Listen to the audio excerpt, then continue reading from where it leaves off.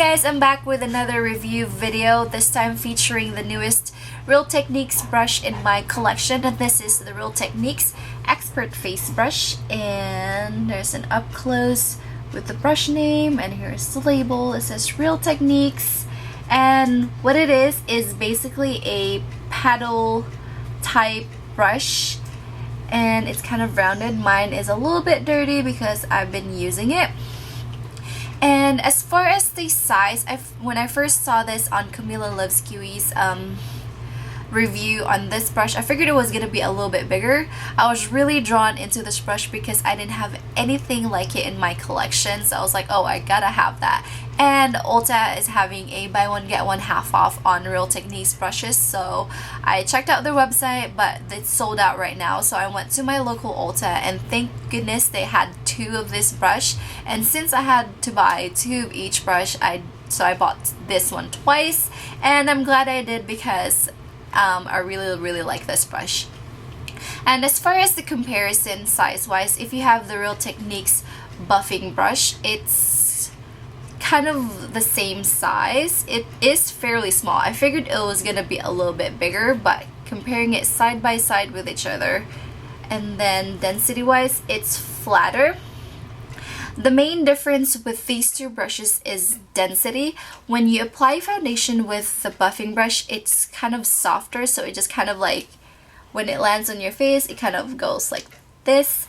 This one is actually quite firm but soft at the same time.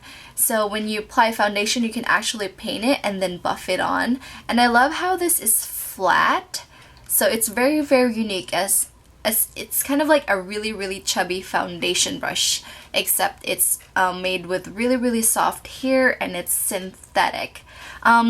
In comparison with the feel of this brush on my face and application, it's very comparable to the e.l.f. Mineral Powder Brush, which I love for liquid foundation as well.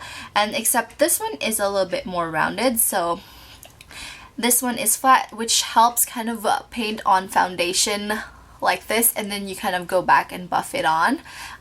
This is really effective in applying liquid foundation. As far as cream foundation, I don't really wear cream foundation, so I can't really tell you about that, but for the most part, this delivers foundation really well. It goes on non-streaky and gives you like an airbrushed look, similar to the one for the e.l.f. Mineral Powder, which I love.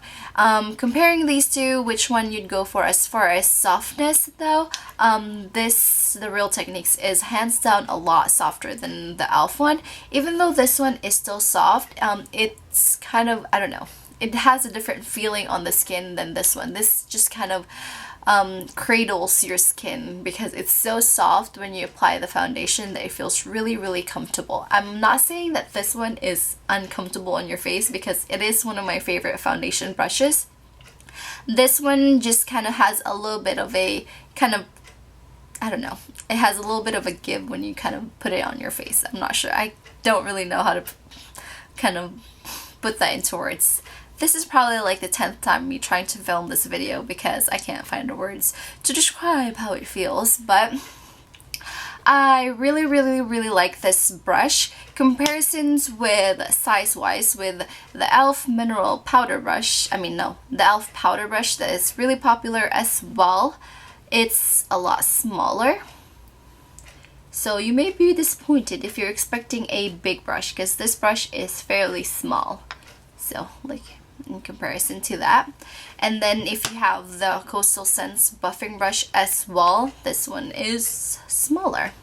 So I do prefer this brush though when it comes to size, because it's nice to get into the crevices of the face, and it's flat so that you can go around this, around your nose, and then kind of around your face. So I really love that. So if you are looking to try a new kind of foundation brush that's kind of separate from like the traditional stippling brush or the flat foundation brush, I highly recommend this brush because it's very unique and it delivers like great foundation application results. So that's, and as far as the price, I got this one at Ulta for $8.99, and it was buy one get one half off. So I got the other brush for $5. with tax. So it's very inexpensive in comparison to other popular foundation brushes. It's even cheaper than Sigma brushes because Sigma brushes are they start around $14. So I highly recommend this brush. And that pretty much concludes my review for this brush. If you guys have any more questions about this, leave a comment down below and I'll get to it as quickly as I can. Thanks for watching, and I'll talk to you guys soon.